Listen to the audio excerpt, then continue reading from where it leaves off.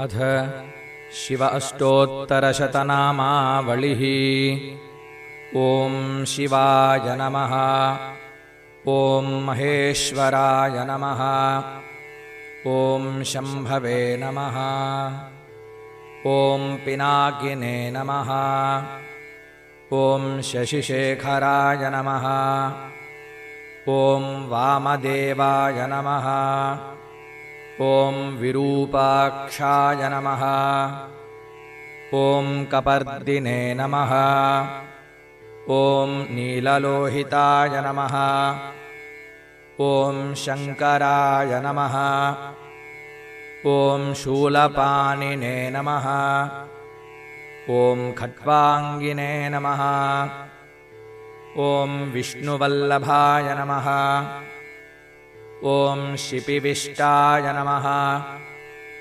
ॐ अम्बिकानाथाय नमः।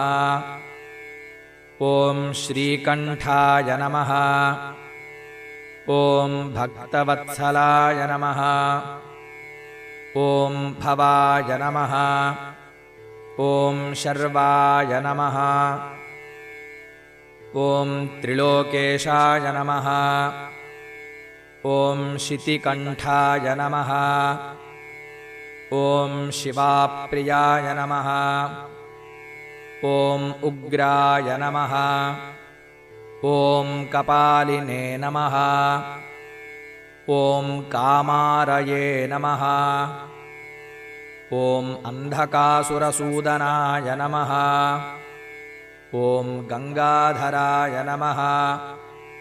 ॐ ललाटाक्षाय नमः। ॐ कालकालाय नमः। ॐ कृपानिधये नमः। ॐ भीमाय नमः। ॐ परशुहस्ताय नमः। ॐ मृगपानये नमः। ॐ जटाधराय नमः। ॐ कैलासवासिने नमः। ॐ कवचिने नमः। ॐ कठोराय नमः। ॐ त्रिपुरान्तकाय नमः। ॐ वृषाङ्काय नमः। ॐ वृषभारूढाय नमः। ॐ भस्मोद्धूलितविग्रहाय नमः। ॐ सामप्रियाय नमः। ॐ स्वरमयाय नमः। ॐ त्रयीमूर्तये नमः। ॐ अनीश्वराय नमः। ॐ सर्वज्ञाय नमः। ॐ परमात्मने नमः। ॐ सोमसूर्याग्निलोचनाय नमः। ॐ हविषे नमः। ॐ यज्ञमयाय नमः। ॐ सोमाय नमः। ॐ पञ्चवक्त्राय नमः। ॐ सदाशिवाय नमः। ॐ विश्वेश्वराय नमः। ॐ वीरभद्राय नमः। ॐ गणनाथाय नमः। ॐ प्रजापतये नमः। ॐ हिरण्यरेतसे नमः। ॐ दुर्धर्षाय नमः। ॐ गिरीशाय नमः। ॐ गिरिशाय नमः।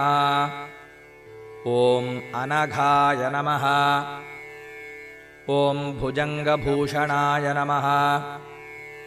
ॐ भर्गाय नमः। ॐ गिरिधन्वने नमः। ॐ गिरिप्रियाय नमः। ॐ कृत्तिवाससे नमः। ॐ पुरारातये नमः।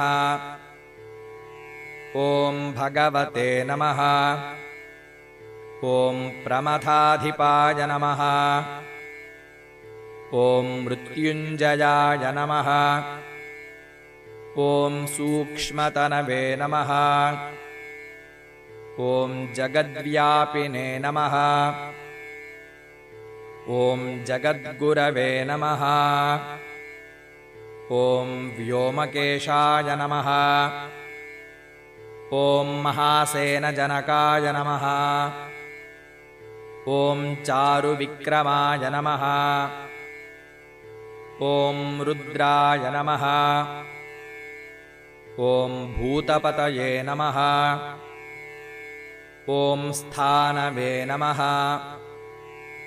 ॐ अहिर्बुध्न्याय नमः। ॐ दिगम्बराय नमः। ॐ अष्टमूर्तये नमः। ॐ अनेकात्मने नमः। ॐ सात्विकाय नमः। ॐ शुद्धविग्रहाय नमः।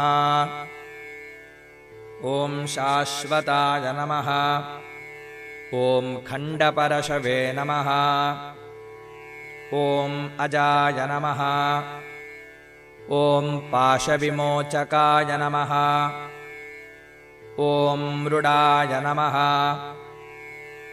ॐ पशुपतये नमः। ॐ देवाय नमः। ॐ महादेवाय नमः। ॐ अव्ययाय नमः। ॐ हरये नमः। ॐ पूषदन्तभिदे नमः।